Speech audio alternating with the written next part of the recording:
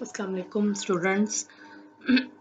आज मैं आपको नेक्स्ट लेक्चर जो है दे रही हूँ। ये मंडल फ्लेमिंग जो है उसका नेक्स्ट हाफ है। इससे पहले जो है सॉरी, मंडल फ्लेमिंग जो मॉडल है उसके हम लोगों ने डिस्कस किया था और उसमें देखा था कि जो एक्सचेंज रेट है वो किसी तरह से कोई इनोसेंट सी चीज़ नहीं है, और एक्सचेंज रेट जो है वो किस तरह से आपकी इकोनॉमी को अफेक्ट करता है। ठीक है, और आप इसकी इम्पोर्टेंस का अंदाज़ा इस तरह से भी लगा सकते हैं कि जब भी आपके जो टीवी में न्यूज़ दी जाती हैं, ठीक है, तो उसमें आपका जो स्टॉक मार्केट है और उसमें जो एक्सचेंज रेट है और जो आपका जो आपका जो स्टॉक एक्सचेंज है उसके बारे में बड़ी पर्टिकुलर करके जो है वो इंफॉर्मेशन दी जाती है, क्योंकि ये जो एक्सचेंज रेट है ये डिटरमिन कर रहा होता है आपके मुल्क की इन्वेस्टमेंट में। वो जो फॉरेन इन्वेस्टर्स हैं जो यहाँ पे इन्वेस्टमेंट करना चाहते हैं उनके लिए ये इसमें बड़ी इंफॉर्मेशन होती है। ठीक है,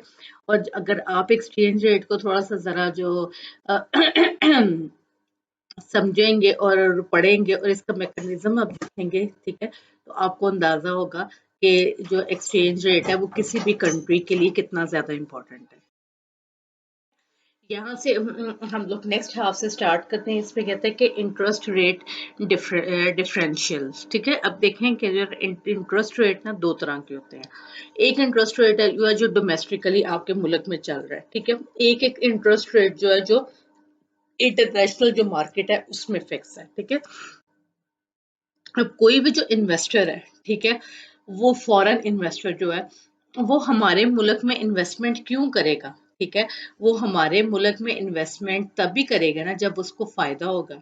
ठीक है, तो उसमें जो है आपका जो डोमेस्टिक इंटरेस्ट रेट है वो बड़ा जो है डिपेंड कर रहा होता है आपके इंटरनेशनल इंटरेस्ट रेट के साथ। ठीक है, अगर फर्ज करें कि मेरा डोमेस्टिक इंटरेस्ट रेट ज्यादा है, ठीक है, तो डेफिनेट और मेरा जो हमारा जो इंटरनेशनल इंटरेस्ट रेट है कम है, तो डेफिनेटली जो है वो इन्वेस्टर यहाँ पे इन्वेस्टमेंट करेगा। ठीक है, लेकिन अगर यहाँ जो है आपका इंटरनेशनल इंटरेस्ट रेट से आपका डोमेस्टिक इंटरेस्ट रेट लो है, तो डेफिनेटली जो है वो और मुल्कों में जो है वो इन्वेस्टमेंट करना जो है वो प्रेफर करेगा। ठीक है, तो जब हम लोग बात करते हैं कि हम लोगों ने इन्वेस्टर्स को यहाँ लेके आना है, हमने इन्वेस्टमेंट यहाँ पे लेके आनी है, तो उनके साथ यही बार्गिन होती है। जितने भी जो भी कोई जो गवर्नमेंट जो है वो इक़्तिदार में आती है, या जो भी आपके प्राइम मिनिस्टर होते हैं या फाइनेंस मिनिस्टर होते हैं या जो भी कोई रिस्पॉन्सिबल पर्सन होते हैं, ठीक है, जिन्होंने इकोनॉमी के बारे में कुछ करना होता है, तो वो कहते हैं कि हम इन्वेस्टर्स को कन्विंस कर रहे हैं, उनसे बात कर रहे हैं। तो वो यही सॉर्ट ऑफ बार्गेनिंग होती है कि भाई क्या इंटरेस्ट रेट इंटरनेशनली चल रहा है, क्या हमारा इंटरेस्ट रेट है, क्या उसको बेनिफिट्स हैं यहाँ पे आके इन्वेस्टमेंट करने के। ठीक है, तो उसमें कहते हैं कि they two reasons why R may be different from the R. अब ये जो एक आर है ये आपका डोमेस्टिक है और एक आपका जो है इंटरनेशनल है। कहते हैं कि भाई क्यों, क्या रीजन है कि ये डिफरेंट है। कंट्री रिस्क, इसमें कहता है the risk that the countries borrowers will default on their loan payments because of political and economic turmoil। कहता है कि जो आपका जो कंट्री का जो borrowers होता है, ठीक है, will default on their loan, उसको जो लोन की जो पेमेंट्स है उसमें वो डिफॉल्ट हो सकता है। ठीक है, because of political and economical turmoil. Turmoil जो है ना, इसका मतलब होता है कि कंफ्यूजन क्रिएट होना, कोई चीज समझ ना आना, बड़े एक हैफेजेड से एनवायरनमेंट होना। कहते हैं जब भी आपका एक पॉलिटिकल कोई जो है इस किस्म का जो है वो कंफ्यूजन आ जाती है या इकोनॉमिकल कंफ्यूजन आ जाती है, तो उसमें जो आपका जो इन्वेस्टर है जिसने इन्वेस्टमेंट की होती है, ठीक है, उसको जो है इसमें बड़ा रिस्क होता है। ठीक है, अब वो कहता है कि एक्सपेक्टेड एक्सचेंज रेट। ठीक है, ये कहते हैं कि एक्सपेक्टेड एक्सचेंज रेट एक countries exchange rate is expected to fall. अगर वो अभी हम एक्सपेक्ट कर रहे हैं कि आने वाले टाइम में एक्सचेंज रेट जो है वो कम हो जाएगा, देन इट्स बोरर में must pay a high interest rate to compensate lender for the expected currency depreciation. ठीक है, तो वो क्या करते हैं कि वो जो है हायर इंटरेस्ट रेट जो है ना उसको कंपनसेट कर लेते हैं, क्योंकि कहते हैं आने वाले टाइम में जो है ये करेंसी डिवैल्यू हो जानी है। ठीक है, आपका जो एक्सचेंज रेट है वो लो हो जाना है, तो आपको इसका आगे बेनिफिट होना ही होना है। ठीक है, तो वो जो लेंडर है उसको जो है वो थोड़ा सा हाई इंटरेस्ट रेट पे कर देते हैं, क्योंकि आने वाले टाइम में आपका जो एक्सपेक्टेड एक्सचेंज रेट है वो लो होना है। उसमें कहता है कि जो आपका आर है वो इक्वल टू होता है आर स्टेरिक प्लस थीटा। अब ये जो थीटा है ना ये क्या है, वेयर थीटा इज जो है ग्रीक लेटर, आपको इसका पता है, इज अ रिस्क प्रीमियम, ठीक है, एज्यूम्स एक्सोजेनेंस, ठीक है। अब रिस्क प्रीमियम दिया जाता है कि भाई जाहिर है वो इन्वेस्टमेंट कर रहे हैं, इसमें रिस्क है कि जो है अगर उनकी इन्वेस्टमेंट डूब गई, ठीक है, या कोई नुकसान हो गया, तो वो क्या करते हैं कि इंटरेस्ट रेट के साथ कुछ एक्स्ट्रा पे करते हैं, ठीक है, ताकि उसका अगर फ्यूचर टाइम में कोई लॉस होता है, ठीक है, तो वो जो उसका जो लॉस है उसको कंपनसेट किया जाए, ठीक है। तो ये जो थीटा है ना ये बेसिकली रिस्क प्रीमियम है। ये आपको जो प्रीमियम होता है ना कोई भी इनकम या कोई सॉर्ट ऑफ जो है वो आमदनी या जितने भी आप शेयर्स लेते हैं उस पे आपको जो मिलता है प्रॉफिट मिलता है उसको भी प्रीमियम कहते हैं। तो कहते हैं कि रिस्क प्रीमियम ये है कि आपको कुछ पैसे जो है कुछ इंटरेस्ट रेट के साथ अलावा आपको जो है दिया जाता है, ताकि अगर फ्यूचर टाइमिंग में आपको कोई लॉस के चांसेस हैं तो वो आपका जो है वो अफेक्ट कम किया जा सके, ठीक है।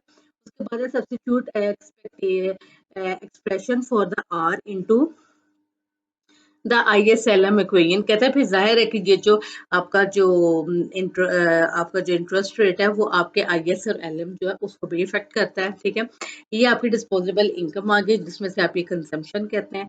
यहाँ पे हमारा जो इंटरेस्ट था, हमारी जो इन्वेस्टमेंट है वो फंक्शन है इंटरेस्ट रेट का, इसके साथ प्लस आ गया थीटा, ठीक है, जो रिस्क प्रीमियम है। गवर्नमेंट एक्सपेंडिचर्स नेट एक्सपोर्ट, और ये आ गई आपकी सप्लाई ऑफ मनी, ठीक है, जिसमें ये आ गया आपका इंटरेस्ट रेट, ठीक है, और ये प्लस उसके साथ थीटा जो है जो रिस्क प्रीमियम, और ये आपकी आउटपुट। अब कहते हैं कि the effect of N increase in the theta, कहते हैं कि क्या इफेक्ट होगा अगर थीटा हम इंक्रीज कर देंगे, यानी कि रिस्क प्रीमियम जो है वो ज्यादा हो जाएगा। कहता है कि आईएस कर्व जो है शिफ्ट लेफ्ट, आईएस कर्व कहता है कि लेफ्ट साइड पे शिफ्ट कर जाएगा बिकॉज थीटा इंक्रीज, जब थीटा इंक्रीज हुआ तो आपका इंटरेस्ट रेट इंक्रीज कर जाएगा, ठीक है।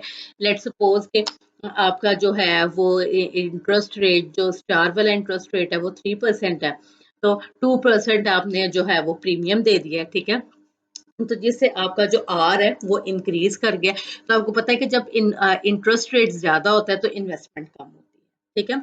तो उससे क्या होता है कि आपका जो आईएस कर्व है ये लेफ्ट साइड पे मूव कर जाएगा, और एलएम कर्व पे इसका क्या इफेक्ट आएगा, जैसे थीटा इंक्रीज होता है आपका इंटरेस्ट रेट इंक्रीज कर जाएगा और डिमांड फॉर मनी डिक्रीज कर जाएगी, ठीक है, जिसपे आपका जो एलएम कर्व है वो आउटसाइड पे मूव कर जाएगा, ठीक है। So Y must rises to restore money money market, ठीक है। तो कहते हैं कि आपके आउटपुट जो है वो इंक्रीज कर जाएगी आपकी मनी मार्केट को रिस्टोर करने के लिए, और इसके रिजल्ट में क्या होगा कि आपको पता है कि आपका एक्सचेंज रेट कम हो जाएगा, और जब जैसे ही आपका एक्सचेंज रेट कम होता है तो आपकी आउटपुट इंक्रीज हो जाएगी। ये एक्सचेंज रेट कम होने का मतलब ये है कि एक्सचेंज रेट कम हुआ है, हम लोगों की करेंसी डीवैल्यू हुई है। जब हमारी करेंसी डीवैल्यू हुई है, ठीक है, तो जो इम्पोर्टेड गुड्स हैं वो हमारे मुल्क में महंगी हो गई हैं, ठीक है, और फॉरेनर्स के लिए हमारा मुल्क चीप हो गया और हमारी एक्सपोर्ट्स जो है वो इंक्रीज कर गई हैं, ठीक है। आप ये देखें कि जब भी कभी आपने एक्सपोर्ट्स को इंक्रीज करना होता है तो आप क्या करते हैं, अपना जो एक्सचेंज रेट है उसको डिक्रीज कर देते हैं, ठीक है। ये आपकी एक्सपोर्ट को इंक्रीज करने का एक ट्रिक होता है। आप देखेंगे ये जो पीटीआई की गवर्नमेंट है वो जैसे ही आई है तो आते ही उसने अपना जो इंटरेस्ट जो एक्सचेंज रेट जो है उसको डिक्रीज किया था, और जैसे ही एक्सचेंज रेट डिक्रीज हुआ तो हमारी इन्वेस्टमेंट जो है इंक्रीज हुई, ठीक है। और उसके कॉन्सिक्वेंसेस होते हैं कि आपके मुल्क में इन्फ्लेशन होता है। इनिशियली जो आपके जो लोग हैं वो इन्फ्लेशन से सफर करते हैं, लेकिन जैसे आपकी एक्सपोर्ट्स इंक्रीज होती है उससे जॉब्स इंक्रीज होते हैं, आपका रेवेन्यू इंक्रीज होता है, तो वो फिर कंपनसेट हो जाता है जो इन्फ्लेशन हुआ होता है, ठीक है।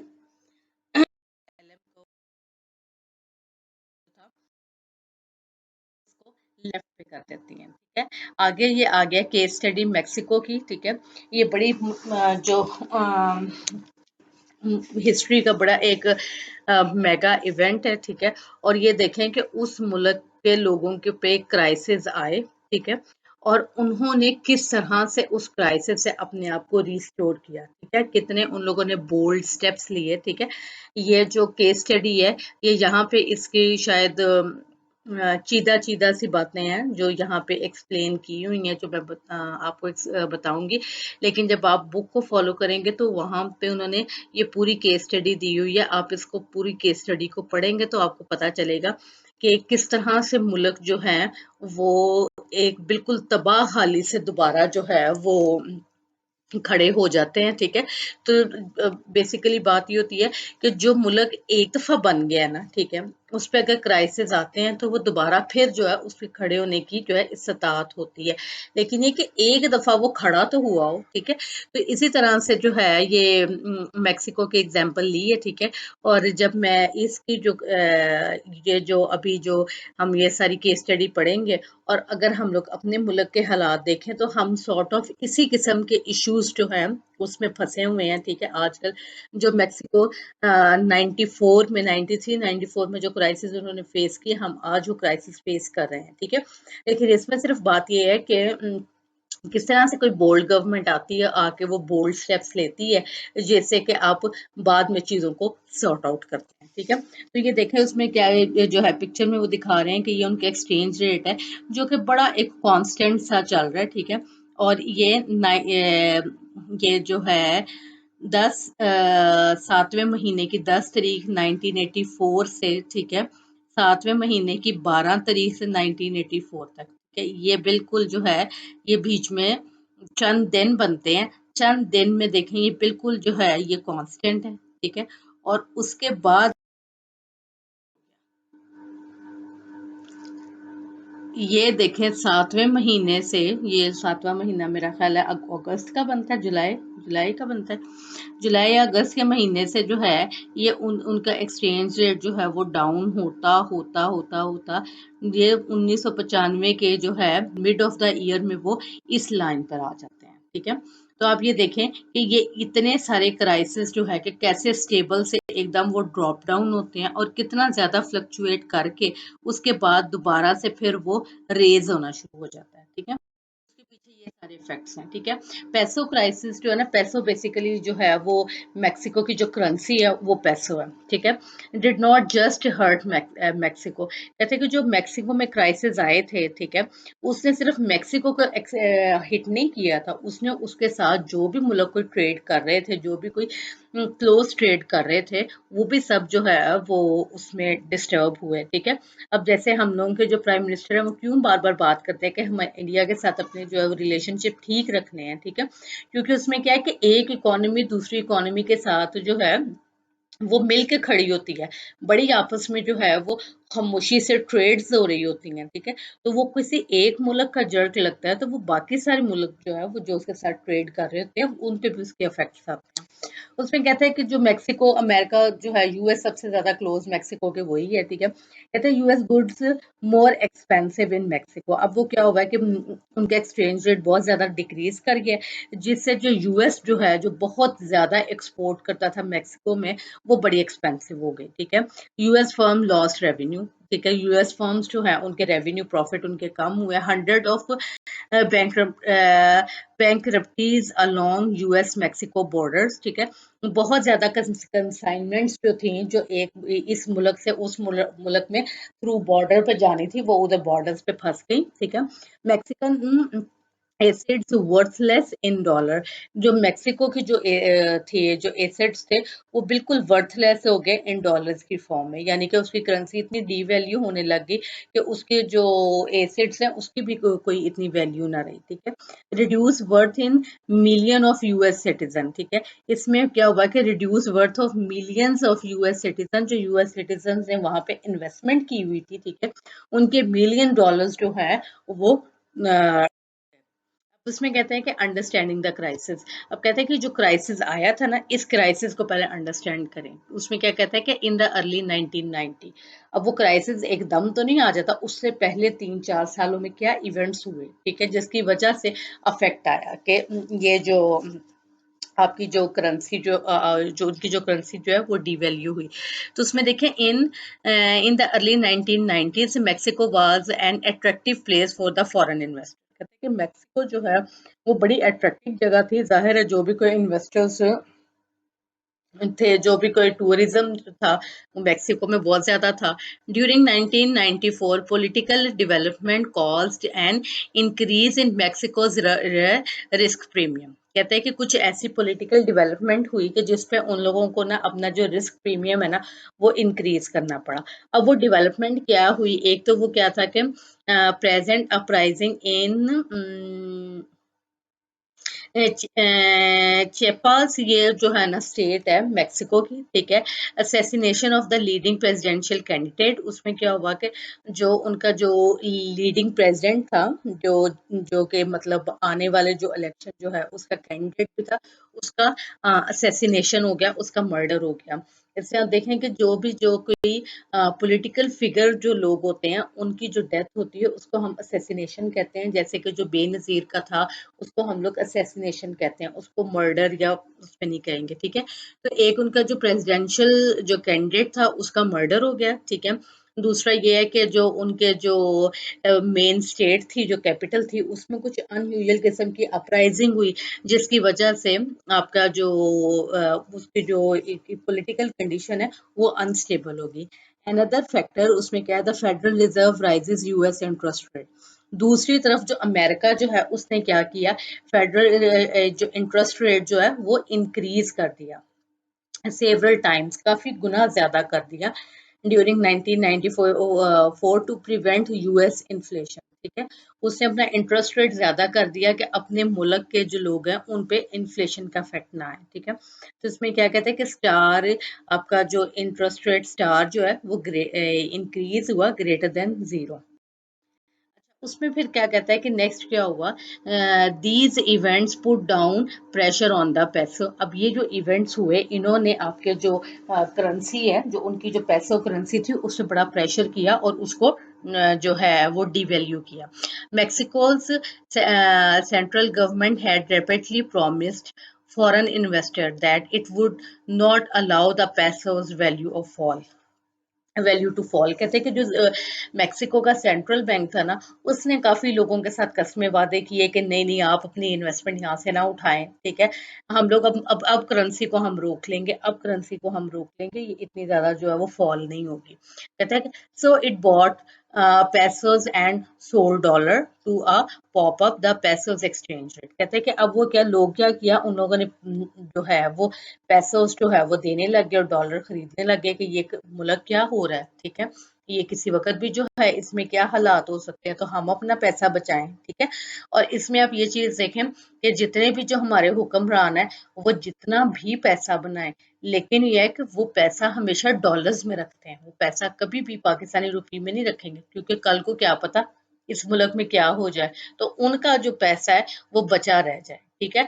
और जी ठीक, ये एक टिपिकल एक इन्वेस्टर की थॉट भी यही होनी चाहिए, एक टिपिकल बिजनेसमैन जो है उसकी थॉट भी यही होनी चाहिए, ठीक है। क्योंकि उसने तो पैसा कमाना है, उसको इस चीज से क्या लगे कि उस मुल्क में उसका क्या जो है उसके सेक्शन का क्या फायदा हो रहा है, क्या नुकसान हो रहा है। अब इसमें देखिए कि जो वो यूएस इन्वेस्टर्स थे, ठीक है, उन्होंने सिंपली जो है वो जो पैसे जो है वो एक्सचेंज करवाने लगे डॉलर्स में, क्योंकि उनको क्या लगे मेक्सिको जो है वो डूबे या तरे, उन्होंने यहाँ से पैसा उठाएंगे तो वो दुनिया के किसी और मुल्क में, जर्मनी फ्रांस, वहां पे इन्वेस्ट कर देंगे, क्योंकि जाहिर है वो तो बिजनेसमैन है। तो उसमें क्या हुआ, doing this requires that Mexico's central bank have adequate reserve of dollars. अब ये मेक्सिको की जो है सेंट्रल बैंक, उसके साथ ये हुआ, लोगों ने जाहिर है जब डॉलर की बहुत ज्यादा जो है परचेजिंग करने लग गए, मार्केट से डॉलर खरीदने लग गए, तो 93 में उनका जो रिजर्व था ना वो 28 बिलियन डॉलर था। अगस्त 1994 में 17 बिलियन डॉलर हो गया। 1 दिसंबर 1994 में ये चला जाता है आपका 9 बिलियन डॉलर पे, और 15 दिसंबर 1994 में ये 7 बिलियन डॉलर पे चला जाता है।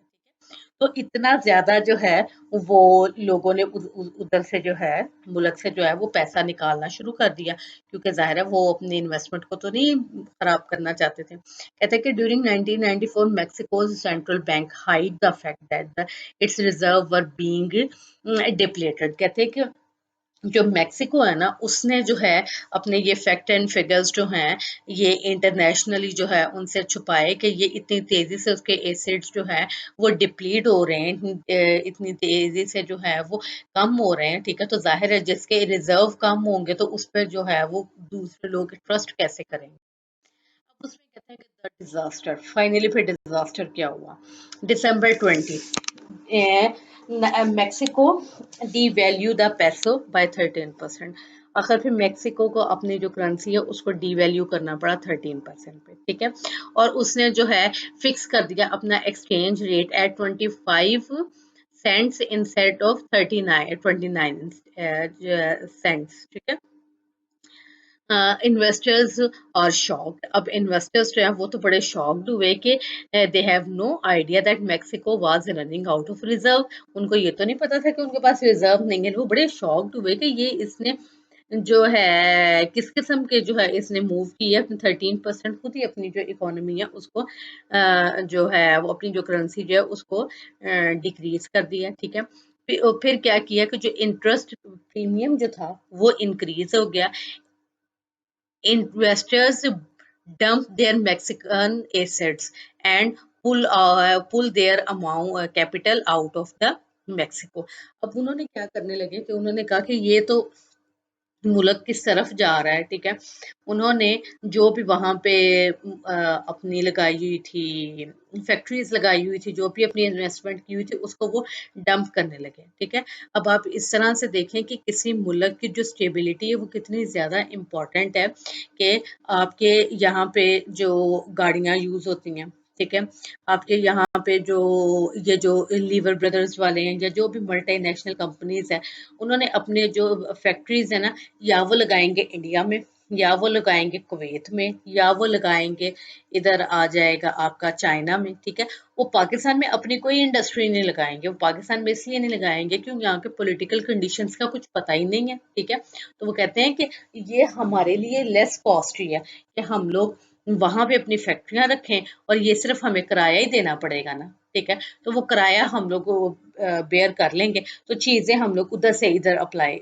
जो है वो सप्लाई किए जाएं, रादर देन के हम यहाँ पे अपना यूनिट लगा लें। अब देखें, जो इंडिया में यूनिट लगा है वहां पे उनकी जॉब क्रिएशन हुई, वहां पे जो है डोमेस्टिकली इकोनॉमिक एक्टिविटीज इंक्रीज हुई, और हम लोगों को सिंपल इंपोर्ट करके उन्होंने जो है वो रेवेन्यू जनरेट किया। ठीक है, तो इस वजह से कहा जाता है कि इन्वेस्टर्स आए। ठीक है, और लेकिन इन्वेस्टर जो है वो तो सारी चीजें देख रहा होता है। आपके जो रिजर्व के साथ मामला आता है, आपके जो स्टॉक एक्सचेंज में मामला आता है, उन उन सब पे उसकी बड़ी डीप नजर होती है, जिसकी वजह से वो बड़े सेफ तरीके से थोड़ी बहुत जो है वो इन्वेस्टमेंट करता है।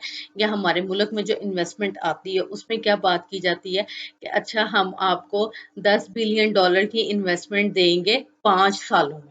यानी कि वो थोड़ी सी कोई दे के देख लेंगे कि अच्छा चलो ये फायदेमंद हुई है, तो फिर इंस्टॉलमेंट थोड़ी सी दे देंगे, फिर इंस्टॉलमेंट थोड़ी सी दे देंगे। ठीक है, और जैसे ही लगता है कि कोई नुकसान होने लगा है तो एकदम जो है वो वापस खींच लेंगे। ठीक है, तो वो इतना ज्यादा जो है वो करते ही नहीं है क्योंकि वो देख रहे होते हैं पूरी जो मार्केट जो है उसकी कंडीशन। ठीक है, उसके बाद क्या कहते हैं कि दिसंबर 22 में क्या हुआ, central bank reserve nearly gone. जो सेंट्रल बैंक है उसके तमाम रिजर्व जो है ऑलमोस्ट जो है वो चले गए। It abundant the fix rate and let's E float. अब जो है फिक्स एक्सचेंज रेट रखना जो है वो बड़ा मुश्किल था, तो उसने कहा कि इसको लेट बी फ्लोट, इसको फ्लोटिंग एक्सचेंज रेट पे जाने दें। ठीक है, यहाँ पे मैं आपको थोड़ा सा यहाँ पे वर्ड आया फिक्स एक्सचेंज रेट और फ्लोटिंग एक्सचेंज रेट में आपको थोड़ा सा इसका इंट्रोडक्शन दूँ। ये मैंने आपको जो है वो क्विज या असाइनमेंट में भी दिया था कि आप इसको जो है वो खुद से स्टडी करें। जो फिक्स एक्सचेंज रेट का मतलब ये है कि मैंने अपने जो मुल्क में जो डॉलर है ना उसको 100 पे फिक्स कर दिया है। ठीक है, अब इंटरनेशनल मार्केट जो है उसमें जो डॉलर की कीमत कम ज्यादा हो रही है, तो मैं क्या करती हूँ कि अपने जो एक्सचेंज रेट है उसको मैं फिक्स कर देती हूँ।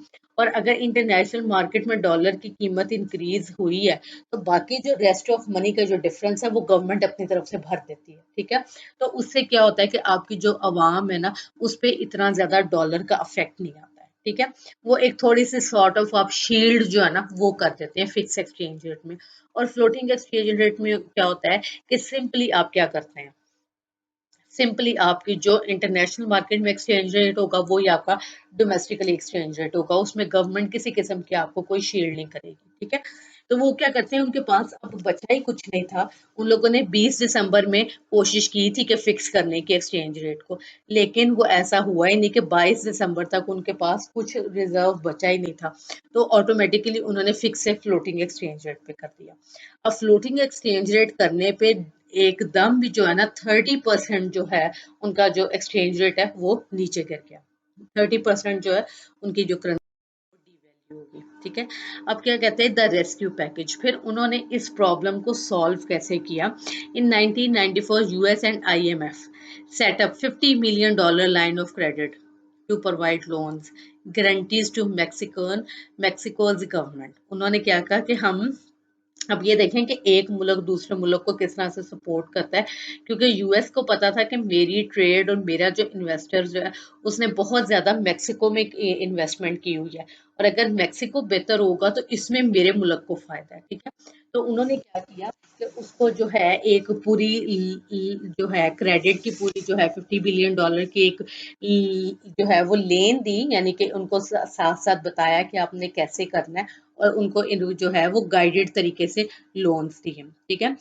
This help restore confidence in Mexico, ठीक है, जिसने कि मेक्सिको की जो गवर्नमेंट है ना उसमें जो कॉन्फिडेंस बिल्ड किया and reduce the risk premium. और जो उनका रिस्क प्रीमियम बहुत ज्यादा हुआ था, वो रिस्क प्रीमियम जो है वो कम हो गया, कि लोगों ने कहा कि नहीं इतना रिस्क नहीं है यहाँ पे इन्वेस्टमेंट करने का।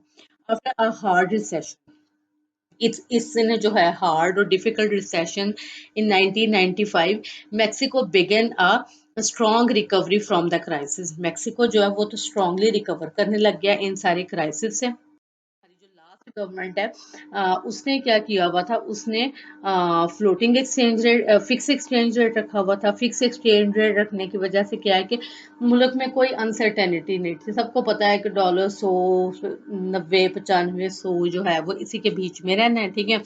आपका जो है वो डोमेस्टिकली जो है लोग भी हैप्पी थे, ट्रेड भी हो रही थी, इंटरनेशनली भी जो है वो ट्रांजैक्शन इतनी कॉम्प्लिकेटेड नहीं थी, ठीक है। और फिर उसके बाद है discipline monetary policy to prevent excessive money growth and hyper inflation. फिर ये कि जब आप फिक्स एक्सचेंज रेट कर लेते हैं ना, तो जो आपकी मॉनेटरी पॉलिसी है ना वो बड़ी इनकॉग्नेंट हो जाती है, यानी कि फिर मॉनेटरी पॉलिसी की इतनी कोई ज़रूरत रहती नहीं है, क्योंकि जब आपने एक्सचेंज रेट फिक्स किया, आप मनी सप्लाई कम करें या मनी सप्लाई ज़्यादा करें, जो मर्जी करें, आपका एक्सचेंज रेट फिक्स है ना, तो काफ़ी चीज़ें आपकी फिक्स ही रहेंगी, ठीक है। तो उसमें जो है आपकी मनी सप्लाई, जो आपकी मॉनेटरी पॉलिसी जो है ना उसका इतना अफेक्ट नहीं है। लेकिन जब आप फ्लोटिंग एक्सचेंज रेट करते हैं तो उसमें आपकी मॉनेटरी पॉलिसी जो है वो बहुत ज़्यादा सेंसिटिव होती है, कि उसमें आपका जो इंटरेस्ट रेट है एक पॉइंट इंक्रीज करने से आपकी जो इकोनॉमी है उस पर बड़े डिफरेंट इफेक्ट्स आते हैं, ठीक है। तो उसमें देखें कि क्या कहता है कि फ्लोटिंग एक्सचेंज रेट जो है उसके करेक्टरिस्टिक्स या उसके एडवांटेजेस क्या है। उसमें कहते हैं कि allows monetary policy to use the pressure other goals, ठीक है। वो परस्यू अदर गोल्स, कहते हैं कि अब जो आपका जो फ्लोटिंग एक्सचेंज रेट है उसमें आपके गोल्स क्या होते हैं, stable growth and low inflation, ठीक है। जब आप फ्लोटिंग एक्सचेंज रेट पे होते हैं तो आपकी स्टेबल ग्रोथ होने लग जाती है, क्योंकि आप नेचुरल आ जाते हैं, ठीक है। जब आप नेचुरल आ जाते हैं ना, तो फिर आप जो भी कोई ग्रोथ करेंगे ना वो आपकी बड़ी नेचुरली होगी। जब आप फिक्स एक्सचेंज रेट पे होते हैं ना, तो उस पे आप जो भी कोई ग्रोथ कर रहे होते हैं ना वो बड़ी आर्टिफिशियल ग्रोथ होती है, क्योंकि जिस दिन भी आपका फिक्स से फ्लोटिंग एक्सचेंज रेट हुआ, तो वो जो ये जो लास्ट जो गवर्नमेंट है हमारी जो नून लीग की जो गवर्नमेंट थी, वो कैसे अपने ग्रोथ रेट बताते थे, जनाब हमारा ग्रोथ रेट जो है वो शायद 100% जो है वो उसको भी इंक्रीज कर गया है। तो उसमें क्या था कि भाई आपने तो रखा ही फिक्स एक्सचेंज रेट है, ठीक है। आपने तो कई फैक्टर्स जो हैं उसको तो अंदर आने ही नहीं दिया, ठीक है। और आप जब फ्लोटिंग एक्सचेंज रेट पे, और फिर आप ये चीज देखें कि एक कॉमन सेंस की बात है कि जब उनके दौर में, ठीक है, फिक्स मुल्क इतना ज्यादा तरक्की कर रहा था, ठीक है, तो जैसे वो गए तो वो तरक्की रिवर्ट कैसे हो गई, ठीक है, ये कैसी तरक्की थी, ठीक है, ये जब आते हैं तो वो तरक्की होने लग जाती है, जैसे ये जाते हैं तो तरक्की खत्म हो जाती है, ठीक है। जबकि आप देखें कि अयूब के दौर में 1960s में जो भी सारे डैम बने, जो भी सारी डेवलपमेंट हुई, वो तो डेवलपमेंट आज की भी अभी तक पड़ी हुई है। तो ये इनकी कैसी डेवलपमेंट है, जो जैसे ही इक़्तिदार में आते हैं तो डेवलपमेंट हो जाती है, जैसे निकलते हैं तो वो डेवलपमेंट भी साथ ही जो है वो निकल जाती है। तो वो बेसिकली ये फिक्स और फ्लोटिंग एक्सचेंज रेट, उसमें बहुत बड़े एलिमेंट्स हैं। उसके बाद में क्या कहता है कि द इम्पॉसिबल टर्निटी, टर्निटी जो है ना, ये चाइनीज सॉरी क्रिश्चियंस डिलेमा है। ये कोई जो इनकी कोई पास्ट स्टोरी है, जिसमें जो है ना कोई एक चीज आपने सिलेक्ट करनी होती है, वो कोई गॉड सन और कुछ इस किस्म की कोई जो है, तो वहां से उन्होंने जो है ना ये इस जो ट्रायंगल है उसका नाम भी इन लोगों ने रख दिया इम्पॉसिबल टेर्निटी, ठीक है। यानी कि आप तीनों चीजों को जो है वो अपने हाथ में नहीं ले सकते हैं, आपको कोई सी दो चीजें जो है वो पिक करनी होगी और एक चीज आपको फॉरगॉन करनी होगी, ठीक है। तो इसमें जो कहता है कि एक तरफ आपका फ्री कैपिटल है और आपका इंडिपेंडेंट मॉनेटरी पॉलिसी है, और दूसरा आपका फिक्स एक्सचेंज रेट है। कहते हैं कि अगर आप फिक्स एक्सचेंज रेट रखते हैं और इंडिपेंडेंट मॉनेटरी पॉलिसी रखते हैं तो आप फ्री कैपिटल नहीं अपने पास रख सकते हैं। अगर आप फ्री कैपिटल और फिक्स एक्सचेंज रेट जो है उस पर काम करते हैं, जैसा कि हांगकांग कर रहा है, तो आपकी इंडिपेंडेंट मॉनेटरी पॉलिसी नहीं हो सकती है। और अगर आपकी इंडिपेंडेंट मॉनेटरी पॉलिसी है और आप फ्री कैपिटल फ्लो जो है उसके साथ काम कर रहे हैं, तो फिर आप कभी भी फिक्स एक्सचेंज रेट नहीं अपने मुल्क में रख सकते, ठीक है। उसमें कहता है कि the Nations can not have free capital flows in independent monetary policy and the fix exchange rate simultaneously. कहता है कि तीनों चीजों को साइमल्टेनियसली कोई भी नेशन जो है वो नहीं होल्ड कर सकती है। A nation must choose one side of this triangle and give up the opposite corner. कहते हैं कि फिर गवर्नमेंट जो है उसको कोई एक साइड जो है वो चूज करनी होती है और जो अदर कॉर्नर है उसको गिव अप करना होता है, ठीक है। उसके बाद फिर एक और केस स्टडी आ गई है चाइनीज की, ठीक है। द चाइनीज करेंसी कंट्रोवर्सी जो है, चाइनीज करेंसी में क्या कंट्रोवर्सी है, उसमें कहते हैं कि 1995 से 2005 तक China fix its exchange rate at 8.28 yen per dollar and resist capital flow. अब वो क्या कहते हैं कि चाइना जो है उसने अपना फिक्स एक्सचेंज रेट किया, ठीक है, और उधर से उन्होंने पिक किया अपना जो दूसरे वाला जो कॉर्नर था रिस्ट्रिक्टेड कैपिटल फ्लो को, ठीक है। और उन्होंने उससे क्या हुआ कि many observers believe that the yuan was significantly undervalued as China was accumulating larger dollar reserve। कहते हैं कि जो कहते हैं बहुत से क्रिटिक्स कहते हैं कि चाइनीज ने जानबूझ के अपना एक्सचेंज रेट जो है, अपने जो यन जो है उसको उसने जो है वो अंडर वैल्यू रखा हुआ है ताकि वो ज्यादा से ज्यादा डॉलर्स जो है उसका रिजर्व कमा सके। US producers complained that the Chinese cheap yuan gave Chinese producer an unfair advantage। कहते हैं कि ये जो इन्होंने अपनी करेंसी डिवैल्यू की हुई है ना, ठीक है, उसकी वजह से जो उनका जो चाइनीज का जो प्रोड्यूसर है वो अनफेयर फायदा ले जाता है, ठीक है, और वो चीप चीजें जो है वो पूरी दुनिया में सेल करता है। अब आप ये देखें कि दो बड़ी ताकतें हैं, एक चाइना है एक अमेरिका है, ठीक है। जो अमेरिका जो है उसका जो डॉलर है, ठीक है, वो जाता है, वो इस वक्त तकरीबन है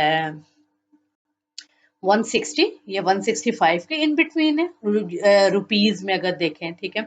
और जो चाइनीज जो युआन है वो मेरा ख्याल 30-32 के इर्द गिर्द है, ठीक है। तो ये 30-32 का और 165 का आपस में कोई मुकाबला तो नहीं है, तो इन्होंने अपनी करेंसी को इंटेंशनली डीवैल्यू किया हुआ है ताकि वो अपनी एक्सपोर्ट्स को ज्यादा से ज्यादा इंक्रीज कर सकें, ठीक है। तो इसे कहते हैं कि president Bush asked China to let its currency float. कहते हैं कि प्रेसिडेंट बुश ने उसको कहा भी था कि तुम अपनी करेंसी जो है ना उसको लेट इट बी फ्लोट, उसको नॉर्मल जो है वो आने दो। Other in US wanted tariff on Chinese goods, तो अदरवाइज फिर जो नहीं तो फिर यूएस जो है ना वो टैरिफ जो है वो कर देगा तुम्हारी गुड्स पे, वो ओपन फ्री ट्रेड नहीं करेगा, और जैसा कि आके ट्रंप ने किया भी है, ठीक है।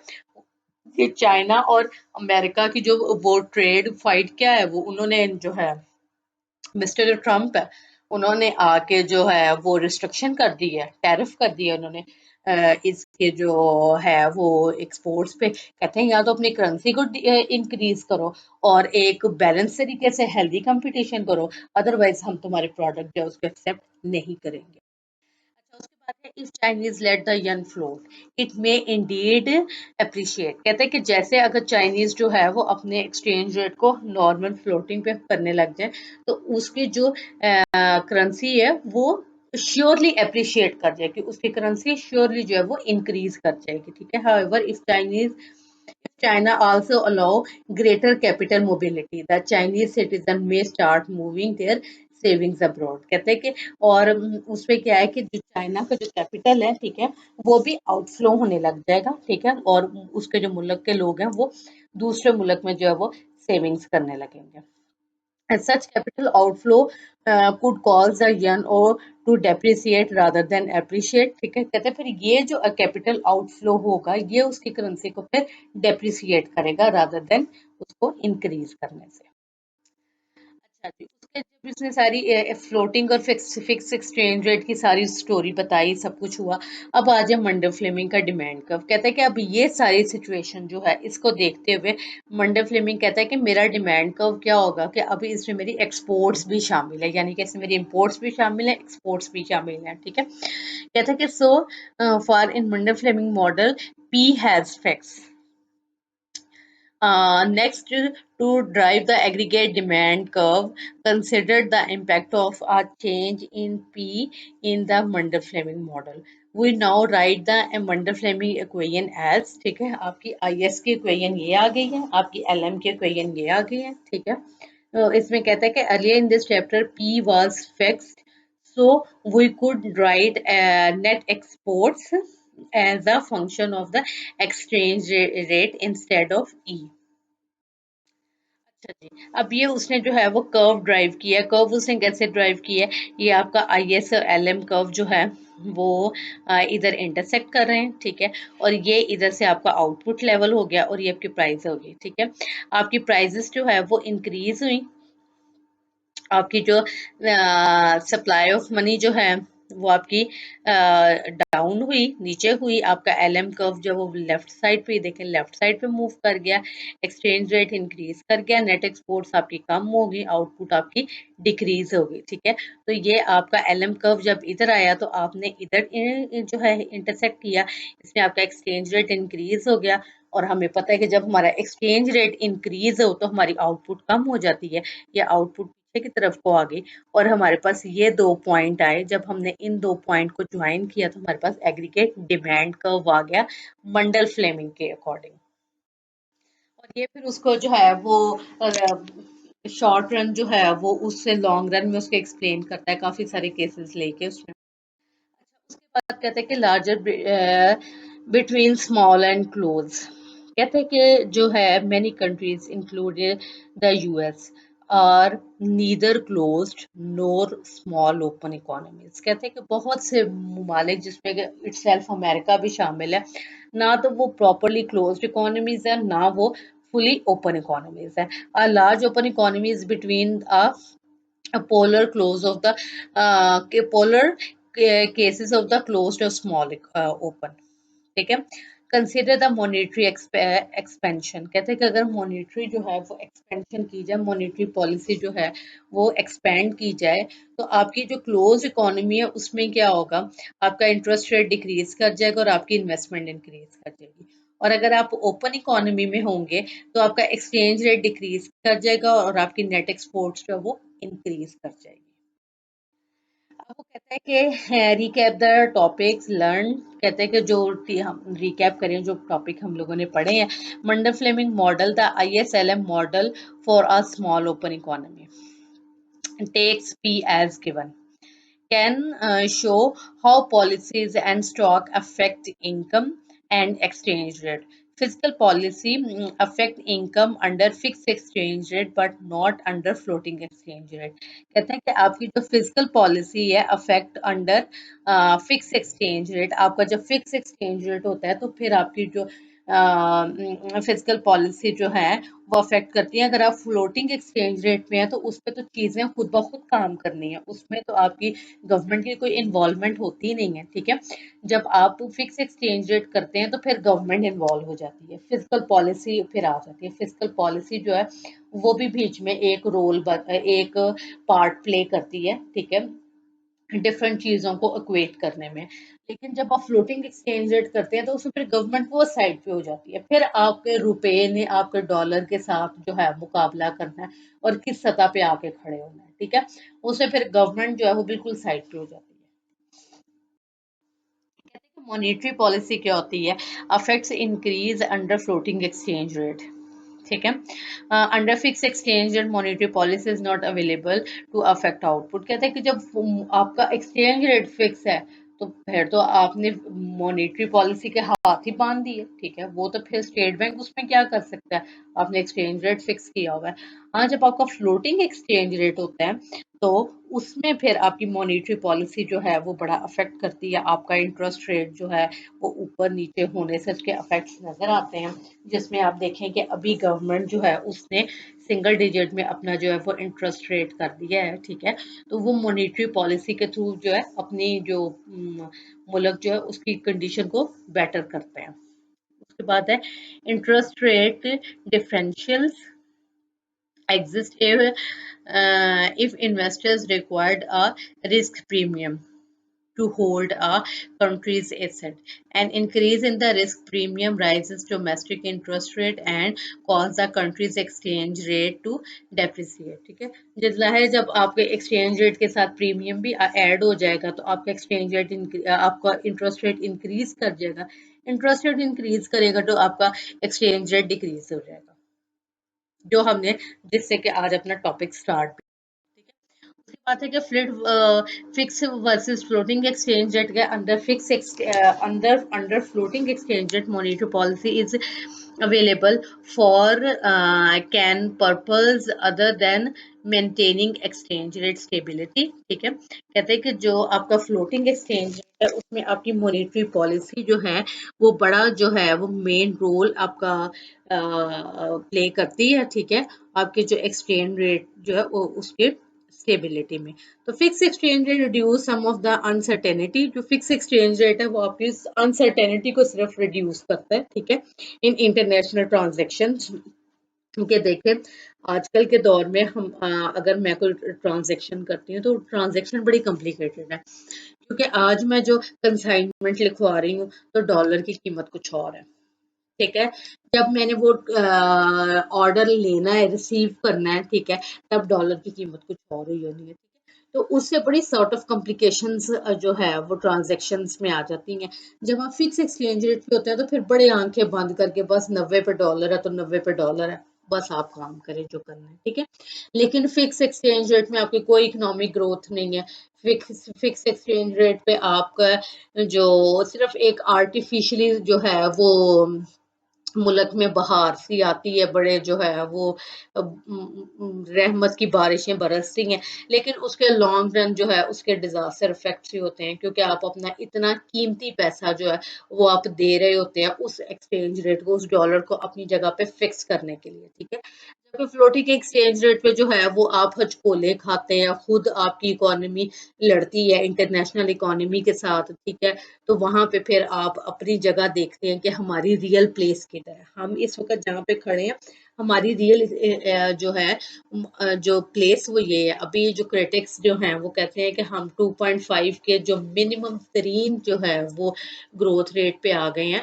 तो ये 2.5 अभी नहीं है, अगर हम उस टाइम पीरियड में फ्लो फिक्स एक्सचेंज रेट को हटाएं तो शायद 2.5 से नीचे हो, ठीक है। लेकिन क्योंकि उन्होंने फिक्स एक्सचेंज रेट की वो किया हुआ तो वो आधी बात करते हैं, पूरी बात एक्सप्लेन ही नहीं करते हैं। हमारे ये जहाँ पे जो 2.5 ग्रोथ रेट है ये जेन्युइनली 2.5 है, ठीक है। इसमें कोई किसी किस्म की जो है वो आर्टिफिशियली बनावट नहीं की गई है, ठीक है। और फिर आपने देखा है मैक्सिको के एग्जाम्पल में कि आपको जो फ्लोटिंग एक्सचेंज रेट था तो फिर यूएस ने उनकी और आईएमएफ के साथ मिलकर हेल्प की, उनको $50 बिलियन की इन्वेस्टमेंट दी, और वो बड़ी गाइडेड इन्वेस्टमेंट थी कि बड़े तरीके से उनको जो गाइड किया कि अब इस सेक्टर में डेवलपमेंट करो, अब इधर इन्वेस्टमेंट करो, इधर इन्वेस्टमेंट करो, ठीक है, जिससे इंटरनेशनल इन्वेस्टर्स जो हैं उसका भी जो कॉन्फिडेंस बिल्ड हुआ, और वो जो इस एक जो उनका जो क्राइसिस है उससे फिर वो बाहर आ गए, ठीक है। आप अपनी बुक में बड़ा डिटेल से पढ़िएगा, बड़ा इंटरेस्टिंग टॉपिक है ये, और आपके जो है मुल्की हालात के हवाले से अगर देखा जाए तो ये और भी इंटरेस्टिंग है, ठीक है। और इसमें किसी किस्म की भी आपको प्रॉब्लम है तो वो आप मुझसे डिस्कस कर सकते हैं। Thank you very much.